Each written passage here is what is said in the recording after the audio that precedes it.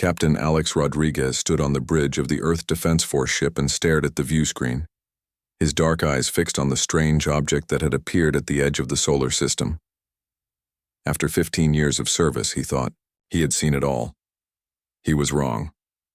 "Sir, the object has stopped moving. It's just sitting there beyond Neptune's orbit," said Officer Ryan Collins, his voice tight with tension. Alex nodded slowly. "Any signals, any attempt to communicate?" "Nothing yet, sir," Ryan replied, his fingers moving quickly over the control panel. "But its energy readings are off the charts. Whatever it is, it's more advanced than anything we've built." 30 years had passed since humans first ventured beyond Mars. They had built colonies on Europa and Titan. They had mapped the outer reaches of the solar system, but in all that time, they had found no sign of intelligent alien life. Until today. "Alert. Earth Command. Tell them we have a first contact situation," Alex ordered. He kept his voice calm, though his heart beat fast in his chest. "And make sure all weapons stay powered down. We don't want to look hostile." As word spread through the ship, the crew moved with careful precision. They had trained for this moment, but training was different from reality. The alien vessel hung in space like a living thing. Its surface shifted and moved, glowing with blue-green light. It looked more like a sea creature than a spacecraft. Just as Alex was about to order another scan, something strange happened. A voice filled his mind. It wasn't sound. It was pure thought, somehow placed directly into his brain. "We are the collective. We come to evaluate the Class 13 designation of your world." Alex gripped the arms of his command chair. He looked around and saw the same shocked expression on every face on the bridge. They had all heard it too. "Did everyone?" he began. "Yes, sir," Ryan said, his face pale. "It was in my head." "Mine too," said Lieutenant Grace Kim from the weapons station. Alex took a deep breath. "Send a message back, use all frequencies. Tell them we receive their communication and request clarification on their intentions and this Class 13 designation they mentioned." On Earth, in the United Nations Space Command headquarters in Geneva, Admiral Olivia Martinez received the emergency transmission from Alex's ship. She immediately called for an emergency meeting. "Ladies and gentlemen, we have first contact," she announced to the hastily assembled group of military leaders, scientists, and government officials. "An alien vessel has appeared at the edge of our solar system. They've made telepathic contact with the EDF Sentinel." The room erupted in noise. Questions flew from all directions. Olivia raised her hand for silence. "They call themselves the Collective and said something about evaluating Earth's Class 13 designation. We need to figure out what that means and prepare for possible contact." Dr. Nathan Clark, a tall man with glasses and a serious face, spoke up. "Admiral, in biological terms, classification systems typically run from 1 to 10. If they've designated Earth as 13, we've broken their scale." "And what does Deathworld suggest to you, Doctor?" Olivia asked. Nathan frowned. "Nothing good. It suggests they see our planet as extremely dangerous." Lieutenant Samantha Wells, a compact woman with short brown hair and eyes that missed nothing, added, "And they've come to find out why. The question is whether they see us as a threat." Olivia nodded. "Dr. Clark, I want you to head up the scientific response team. Lieutenant Wells, you'll handle security protocols. We need to prepare for their arrival." "You think they'll come to Earth?" Samantha asked. "I'm certain of it," Olivia replied. "They didn't travel all this way just to wave hello from Neptune." Back on the EDF Sentinel, Alex received a new message in his mind. "We will send representatives to your planet. Prepare your leaders. The assessment begins in one rotation of your world." Alex relayed this to Earth Command immediately. Scientists, diplomats, and military personnel around the world scrambled to prepare. No one knew what to expect, but everyone understood the importance of making a good first impression. 24 hours later, a small craft separated from the alien vessel and moved toward Earth at incredible speed. It entered the atmosphere without any signs of heat stress or turbulence, defying known physics. It landed gently on the grounds of the United Nations headquarters in Geneva. A delegation led by Admiral Olivia Martinez, Dr. Nathan Clark, and Lieutenant Samantha Wells waited nervously as the alien craft opened. What emerged shocked everyone present. The aliens had no solid form. They looked like moving crystal structures that flowed like water. Each one had multiple limbs that could change shape and function. They glowed with the same blue-green light as their ship. 3 of them moved forward, the one in front slightly larger than the others. "I am Observer Cell," the lead alien projected into their minds. "These are scientists Vril, Mala, and Els. We represent the Zalnari Collective." Dr. Lisa Patel, Earth's chief diplomat, stepped forward. "Welcome to Earth. I am Dr. Lisa Patel, representing the United Nations of Earth. We are honored by your visit and curious about your interest in our world." Observer Cell's crystal body shifted and changed colors slightly. "Your planet should not support complex life. The radiation levels from your sun alone would sterilize most worlds. Yet you not only survive, you thrive." Lisa smiled politely. "We've evolved to handle our environment. What seems harsh to you is simply home to us." Cell moved closer, his crystalline form catching the sunlight. "Our preliminary scans show that your species regularly consumes substances that would be classified as poisons on 87% of life-bearing worlds." Lisa took a sip from the coffee cup she was holding. "You mean like this?" "That particular neurotoxin is especially concerning," Cell confirmed. "Yet you consume it for pleasure." Nathan Clark couldn't help but laugh. "Coffee? That's what concerns you? Wait until you learn about chocolate and alcohol." Cell's form pulsed with what might have been surprise. "We request permission to study your world's most extreme environments. We must understand how life persists here." Olivia stepped forward. "We would be happy to provide guides for your scientists. We have nothing to hide." "Good," Cell replied. "Because the classification of your world concerns the entire galactic community. The assessment begins now." As the aliens returned to their craft to retrieve equipment, Samantha moved close to Olivia. "I don't like this. Why are they so interested in how dangerous Earth is? What happens if we're too dangerous for their comfort?"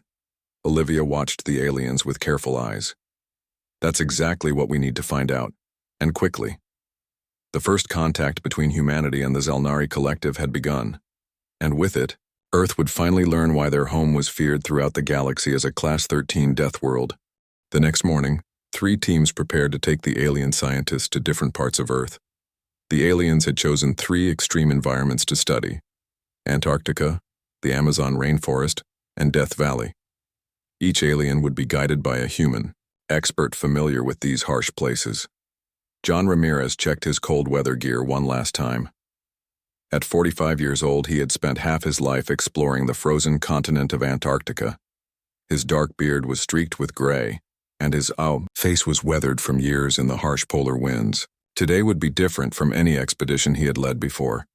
Today he would guide an alien. "Are you ready to meet Scientist Vril?" asked Admiral Olivia Martinez as she walked John to the meeting room. "As ready as I'll ever be," John replied with a small smile, "though I never thought I'd need to explain snow to someone from another planet." In the meeting room, Scientist Vril's crystalline body shimmered under the lights. The alien had no face that John could recognize, but somehow he sensed the creature was studying him carefully. "Your thermal protection seems primitive," Vril projected into John's mind. John laughed. "Maybe so, but it works. Humans have survived in Antarctica for over a century with gear not much different from this. The temperatures there regularly drop below the freezing point of water," Vril noted. "Your body is mostly water. How do you not solidify?" "We stay warm," John said simply. "Our bodies generate heat and our clothes trap it. Plus, we build shelters, use heaters. We adapt." Across the compound, Dr. Kelly Wright met with scientist Mala. Kelly was a biologist who had spent 20 years studying the Amazon rainforest. Her light brown hair was pulled back in a practical ponytail, and her green eyes sparkled with excitement about showing an alien one of Earth's most diverse ecosystems. "The Amazon contains more species than we can count," Kelly explained as she showed Mala maps of their planned route.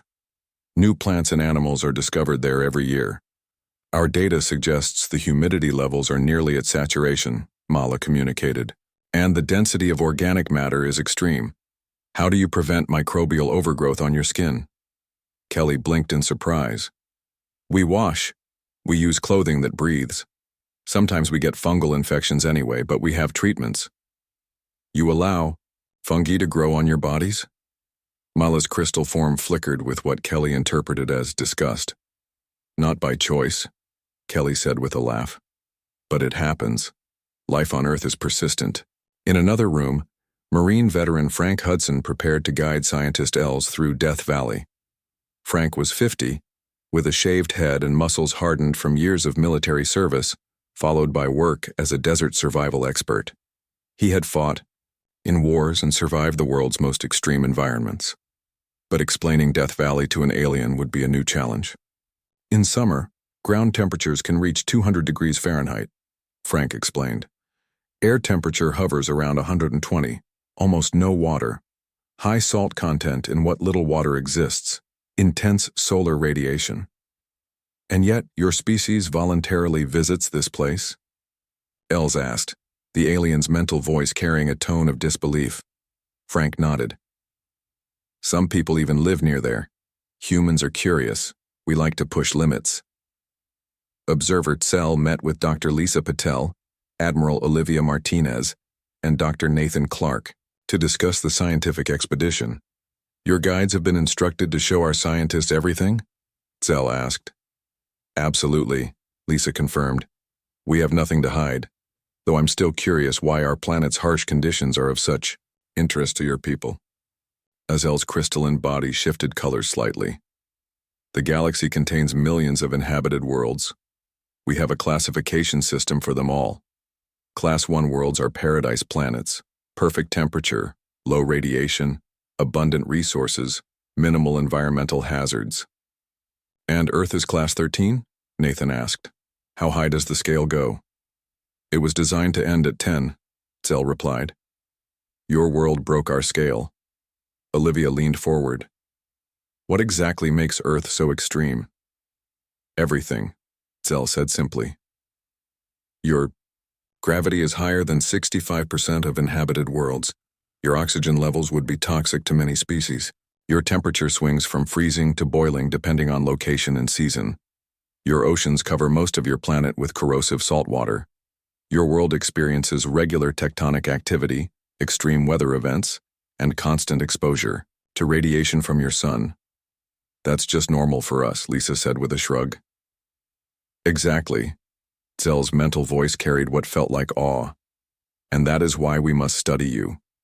A species that considers such conditions normal is unique in our experience. The next day, the three teams set out for their destinations. In Antarctica, John Ramirez watched with growing concern as scientist Vril struggled with the conditions almost immediately after leaving their transport. Are you all right? John asked, as the alien's crystalline form seemed to lose some of its glow in the bitter cold. My molecular structure is challenged by these temperatures, Vril communicated, the mental voice weaker than before. How do your cellular structures not rupture in these conditions? John adjusted his parka. We adapt, build shelters, create technology, use our minds to overcome what our bodies can't handle naturally. He guided Vril to a research station where the alien could warm up. As they entered the small building, John realized something important. The Zalnari might be technologically advanced, but they weren't adapted to environmental extremes like humans were. In the Amazon rainforest, Kelly Wright faced a different problem. As they hiked through the dense jungle, scientist Mala's crystalline form began to dissolve slightly in the humid air. You need help, Kelly said with alarm, noticing the alien's deteriorating condition. The moisture content is affecting my outer membrane, Mala communicated weakly, and the number of microorganisms in the air is overwhelming. Kelly quickly applied a protective coating that Mala had brought along. The biodiversity here is normal for Earth. Every living thing has evolved alongside thousands of predators and competitors. It is not normal, Mala insisted. It is impossible. The chemical warfare between species, the constant competition, No world should sustain this level of biological activity. In Death Valley, Frank Hudson was carrying scientist Els back to Boy, their transport. The alien had nearly liquefied in the extreme heat after just 2 hours of exploration. The radiation, Els communicated faintly. The heat, the lack of moisture. And yet, there are still organisms here, living, surviving. Frank nodded as he carefully placed the weakened alien in the climate-controlled vehicle. Life finds a way on Earth. It always does. As the sun set over Death Valley, Frank looked out at the harsh landscape that had nearly killed their alien visitor. For the first time, he saw his home planet through foreign eyes. Earth wasn't just his home. It was a deadly gauntlet that had forged humanity into something unique in the galaxy. And the aliens were beginning to understand why that frightened them. Back at the United Nations headquarters in Geneva, Observer Zell reviewed the data coming in from the 3 exploration teams. The crystalline alien's form pulsed with colors that shifted between deep blue and purple, a sign of distress that the humans couldn't fully understand. Admiral Olivia Martinez noticed the aliens changing colors. "Is something wrong with your scientists?" "They are struggling with your environments," Zell admitted. "We did not anticipate the severity of conditions, despite our preliminary scans." Dr. Nathan Clark looked at the monitors showing the vital signs of the 3 alien scientists. "Their physical structures are showing signs of stress, especially Els in Death Valley. Maybe we should bring them back." "No," Zell insisted. "The assessment must continue. We need to understand." Dr. Lisa Patel frowned. "Understand what exactly?" "You still haven't fully explained why Earth's classification as a death world is so important to your people." Zell's form shifted again. "In the history of the collective, we have encountered over 10,000 intelligent species. None have evolved on a world like yours. The combination of environmental hazards should make advanced life impossible." "But here we are," Olivia said. "Yes," Zell replied. "Here you are, and that makes humans unpredictable." In Antarctica, John Ramirez had set up a special heated tent for scientist Vril. The alien was recovering from the shock of exposure to the bitter cold, but seemed fascinated by John's adaptations to the environment. "Your body generates heat by burning nutrients," Vril observed, "and you use layers of insulating materials to trap that heat.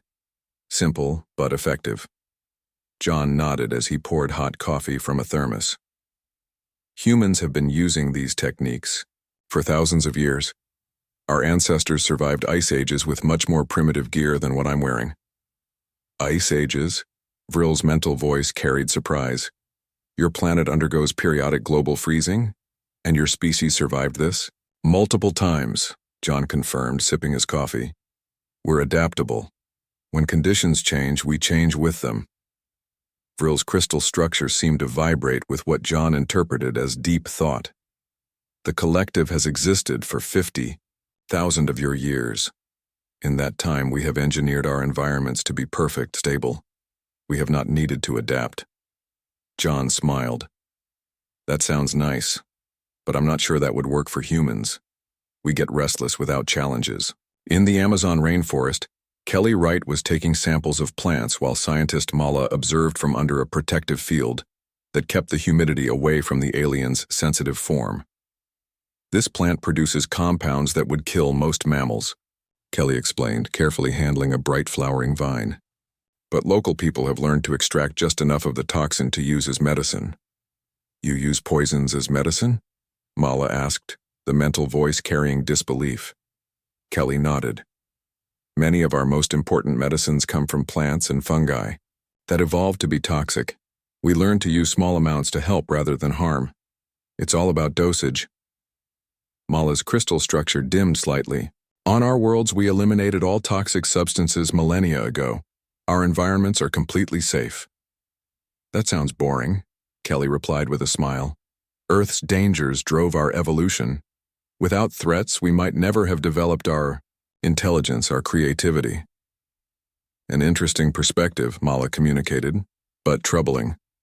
In Death Valley, Frank Hudson had moved scientist Els to a climate-controlled research station The alien was slowly recovering, its crystal form beginning to regain structure after nearly liquefying in the extreme heat.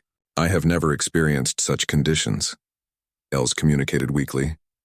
And you say humans visit this place voluntarily? For recreation? Frank nodded.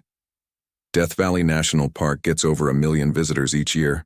People come from all over the world to see it. But why? Els asked. Because it's extreme. Because it's beautiful in its harshness.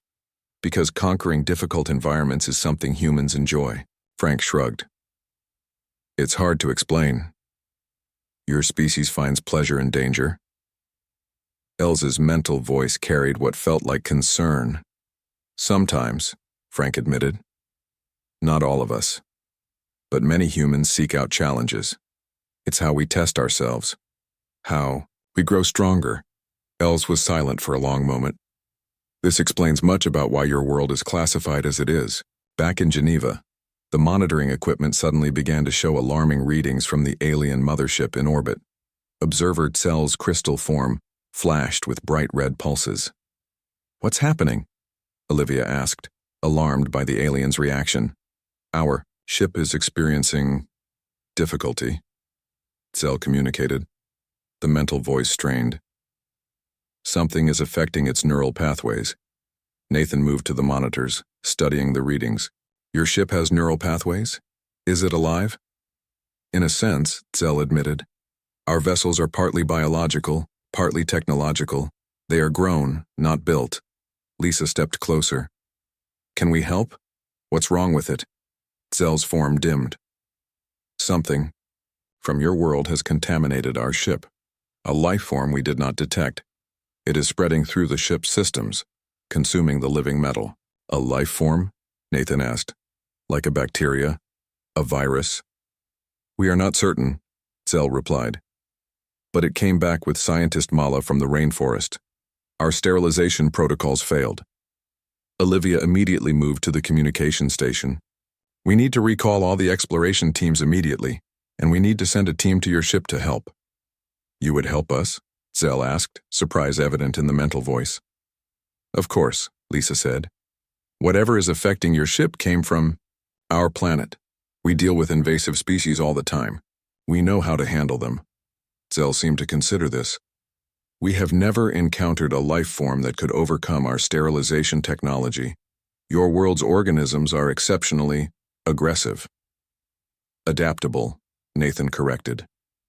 Life on Earth has been competing and evolving for billions of years. Our microorganisms are survivors just like we are. As the 3 exploration teams were recalled, Captain Alex Rodriguez received new orders from Admiral Martinez. His ship, the EDF Sentinel, would approach the alien mothership and deliver a team of Earth's best scientists and containment specialists. We'll be ready to launch in 2 hours, Alex confirmed. What exactly are we dealing with? Some kind of Earth organism that hitched a ride back to their ship, Olivia explained. Possibly a mold or fungus from the Amazon. It's consuming their ship's biological components, Alex frowned. So a common Earth organism is destroying their advanced alien technology? Apparently, Olivia replied, and they have no idea how to stop it. As preparations for the mission continued, Dr. Nathan Clark looked at Observer Teasel with new understanding. Now, I see why you classified Earth as you did, he said quietly. It's not just the planet that's dangerous. It's everything that evolved here. Zell's crystal form pulsed with solemn agreement. And now we must face the consequences of underestimating that danger. Captain Alex Rodriguez stood on the bridge of the EDF Sentinel as it approached the massive alien mothership. The vessel looked different now. The smooth, flowing metal that had pulsed with blue-green light now showed patches of dull gray. Some areas seemed to be crumbling. It looks sick, Lieutenant Grace Kim said quietly from her station. Alex nodded. Whatever got onto that ship is eating it alive. Dr. Nathan Clark, who had joined the mission as the lead scientist, studied the readings on his tablet. Based on the samples Observer Cell shared, we're dealing with a common Amazon fungus. Nothing special by Earth standards, but apparently, it finds their ship's biological components delicious. Can we stop it? Alex asked. I think so, Nathan replied. It's just a fungus. We've been dealing with fungal infections for our entire history. The challenge will be treating their ship without harming its living systems. The communication system crackled to life, and Observer Cell's mental voice filled their minds. Captain Rodriguez, we welcome your assistance. The infection has spread to 32% of our ship's neural network. Beyond 50%, the damage becomes irreversible. We're ready to dock, Alex responded. Our team has developed a treatment plan. The EDF Sentinel carefully approached the alien vessel. As they got closer, they could see the damage more clearly. Areas of the living metal were covered in a greenish-black growth that spread outward in circular patterns. Once docked, Alex led a team of 20 specialists aboard the alien ship. Each wore protective gear to prevent bringing any more Earth organisms onto the vessel. Among them was Lieutenant Samantha Wells, who had been recalled from Earth to lead the security team. It's beautiful, Samantha said as they walked through the corridors of the alien ship. The walls pulsed with light, and the floor seemed to adjust to their steps. Or at least it was before our fungus got to it. They were met by Observer Cell and several other Zalnari whose crystal forms were dimmer than before. The infection spreads faster than we anticipated, Cell communicated. We have sealed off the most affected areas, but our methods of control are failing. Nathan stepped forward, carrying specialized equipment. We need to see the worst affected areas, and we need samples of your ship's healthy tissue to make sure our treatment won't harm it. The aliens led them deeper into the ship. As they walked, the damage became more severe. Entire sections of wall were covered in fungal growth. The lights flickered, and sometimes the floor failed to adjust properly to their steps. It's like the ship is losing consciousness, Samantha observed. An apt description, Cell confirmed. The neural pathways are similar to a nervous system. As they are consumed, the ship loses function. In a large chamber that seemed to be the heart of the ship, Nathan and his team set up their equipment. The room was half overtaken by the fungus, a clear line showing where the infection was spreading. I need everyone to listen carefully, Nathan announced. We've developed a two-part treatment. First, we'll establish containment zones using a barrier spray that the fungus can't cross. Then we'll apply a targeted fungicide that should kill it without harming the ship's living systems. He turned to Zell. The fungicide is based on compounds your ship already produces. We're just concentrating them and applying them directly to the infection. You derived this treatment in less than 1 day? Zell asked, the mental voice carrying surprise. Nathan nodded. Fungal infections are common on Earth. The principles are well established. We just had to adapt them to your ship's biology.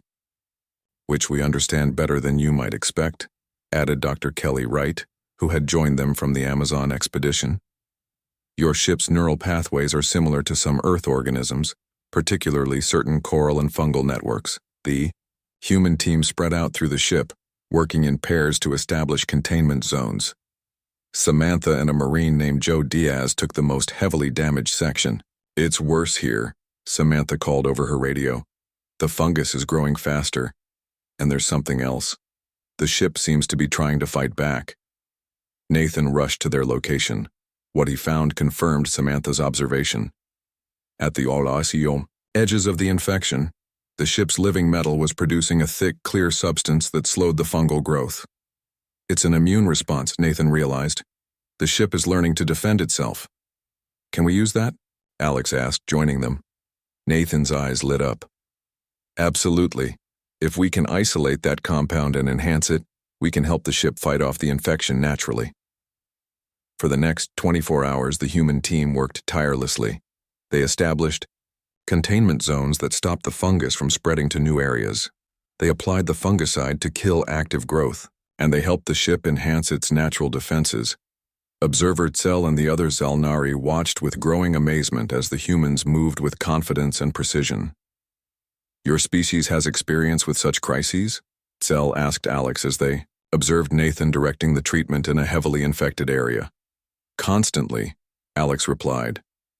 Earth throws new challenges at us all the time. Diseases, disasters, invasive species. We're used to adapting on the fly. The collective has not faced a true crisis in 5,000 years, Cell admitted. We engineered our worlds to be stable, predictable. That sounds peaceful, Alex said. It was. Zell's mental voice carried a new emotion, something like regret. But now I wonder if we lost something important in the process. By the second day, they began to see results. The fungal growth stopped spreading. In treated areas, it began to die off. The ship system started to recover, lights glowing more brightly, surfaces becoming responsive again. Nathan checked the final readings on his equipment. The treatment is working, the fungus is dying, and the ship's natural defenses are taking over. It will take time for full recovery, but the crisis is over.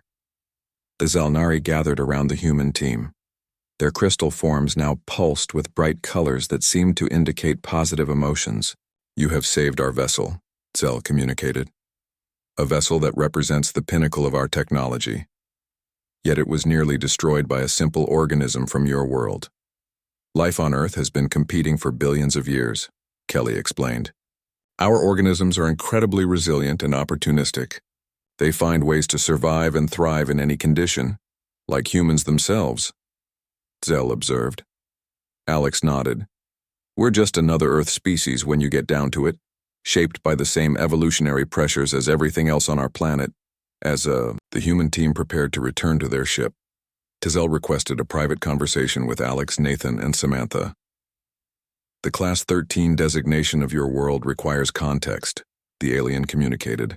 It was not applied because your planet is merely dangerous. Many worlds are harsh. It was applied because you, its dominant species, are dangerous in ways we had not conceived possible. The three humans exchanged glances. Dangerous? How? Samantha asked cautiously. You view problems as challenges to overcome, not threats to avoid, Zell explained. You adapt to hostile conditions instead of fleeing them. When faced with a crisis, you innovate solutions with remarkable speed. These traits make you uniquely formidable. Is that a problem for the collective? Alex asked. Zell's crystal form shifted colors slowly. That remains to be determined. 1 week after the crisis, the alien mothership had fully recovered. Its surface once again pulsed with healthy blue-green light, and all traces of the fungal infection were gone. Observer Zell called for a formal meeting with Earth's leadership at the United Nations headquarters in Geneva. Admiral Olivia Martinez sat at the center of the human delegation. Around her were Captain Alex Rodriguez, Dr. Nathan Clark, Lieutenant Samantha Wells, Dr. Lisa Patel, and the three guides who had accompanied the alien scientists, John Ramirez, Dr. Kelly Wright, and Frank Hudson. The room fell silent as Observer Zell and 5 other high-ranking Zelnari entered. Their crystal forms shimmered with vibrant colors that seemed to indicate a positive mood. People of Earth. Zell's mental voice reached everyone present. We have completed our assessment of your world and your species. We now understand the Class 13 designation fully. Olivia leaned forward slightly. And what have you concluded about us? Your world should have killed you, Zell stated simply. The combination of environmental challenges, predators, diseases, and disasters on Earth exceeds anything we have observed on any inhabited world in the galaxy. Nathan nodded. As we've discussed, Earth can be harsh. It is not merely harsh, another Zelnari communicated. This one had been introduced as Elder Kren, a leader from the collective's central worlds. It is lethal. Yet instead of dying, your species thrived. Instead of fleeing the dangers, you adapted to them. Instead of fearing the challenges, you embraced them. Frank Hudson smiled slightly. That's the human way. And that is what makes you unique, Zell continued. For thousands of years, the collective has engineered safety and stability across our worlds. We removed all threats, all dangers, all evolutionary pressure. We created perfect environments. And in doing so, we stagnated, Elder Kren added, the mental voice carrying what felt like regret. The fungal infection of our ship proved this. A simple Earth organism nearly destroyed our most advanced vessel because we had forgotten how to adapt, how to fight, how to survive under pressure. Alex exchanged glances with Samantha. So, what happens now? Is Earth considered a threat to the collective? Zell's form shifted, colors flowing through it in complex patterns. Not a threat, an opportunity. The humans looked at each other in surprise. The Class 13 designation was never a warning about Earth, Elder Kren explained. It was a recognition of humanity's greatest strength. You are survivors, adapters, problem solvers. You face challenges and overcome them. You see disasters and find opportunities. We propose an alliance, Zell announced. The collective offers technological exchange, access to our star maps, and membership in the galactic community. Lisa, Patel, ever the diplomat, spoke carefully. And what would you want from Earth in return? Teachers, Elder Kren replied simply. We need humans to help the collective remember what we have forgotten. How to face adversity, how to adapt, how to innovate under pressure. Olivia considered this. You want us to teach you how to be more like us? Yes, Zell confirmed.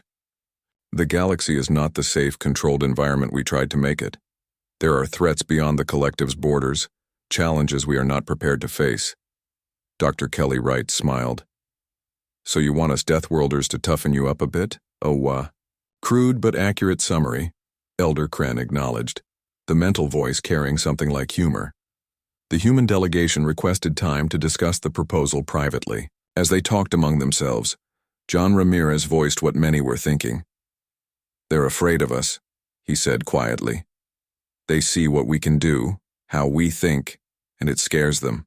Samantha nodded. But they also admire it. They want to learn from us instead of fearing us. That's a good sign. This could be the greatest opportunity humanity has ever had, Nathan pointed out. Access to their technology, their knowledge of the galaxy. We could leap forward centuries in development. Alex looked thoughtful. But we need to be careful. We don't want to lose what makes us human in the process. Their perfect, safe worlds sound peaceful, but also stagnant. Balance, Lisa suggested. We learn from them. They learn from us. Both sides maintain their core identity while growing. Olivia made the final decision. We accept the alliance, but with conditions. Equal exchange of knowledge and technology. No interference in Earth's internal affairs, and a gradual introduction to the galactic community. When they returned to the meeting, Olivia presented their response. The Zalnari agreed to the conditions without hesitation. There is one more thing, Zell added.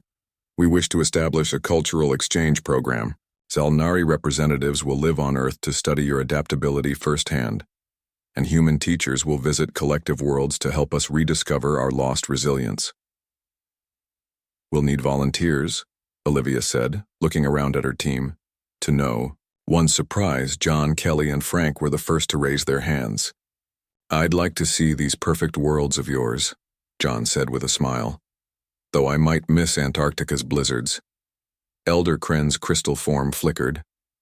We have much to learn from a species that could miss something as hostile as a blizzard. 3. Days later, as the first official cultural exchange teams prepared to depart, Captain Alex Rodriguez stood with Observer Zell on a balcony overlooking Lake Geneva. I'm still curious, Alex said.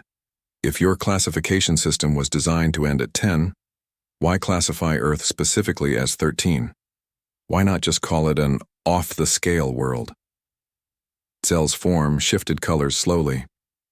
The number has significance in our history. Long ago, before the collective formed, our ancestors faced a catastrophic threat, a predator species that nearly drove us to extinction. We called them the 13th tribe. What happened to them? Alex asked. We believed they were extinct, Zell replied. But seeing humans, your resourcefulness, your adaptability, your comfort with danger and challenge, reminds us of the stories passed down about the 13th tribe. Alex's eyes widened slightly. You think we might be related to your ancient predators? It is unlikely, Zell admitted.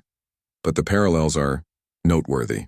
Perhaps all species that evolve on Deathworlds share certain traits. As the sun set over the lake, Alex considered how far humanity had come, from struggling to survive Earth's harsh conditions to now standing as equals with an advanced galactic civilization. Whatever we are, Alex said finally. Whatever Earth made us into, we're ready to join the galaxy, not as conquerors or as subjects, but as teachers and students. And perhaps, Zell added, the mental voice carrying something like hope, as the defenders the galaxy may one day need. As the alien mothership prepared to depart the next day, it left behind representatives to establish formal diplomatic relations. Earth would send its first teachers to the collective worlds, showing them what they had forgotten about overcoming adversity. And in return, humanity would take its first steps into a much larger universe, one that looked upon their deadly homeworld with a newfound respect and the slightest touch of fear. After all, any species that could thrive on a Class 13 Deathworld wasn't just surviving. They were preparing. The end.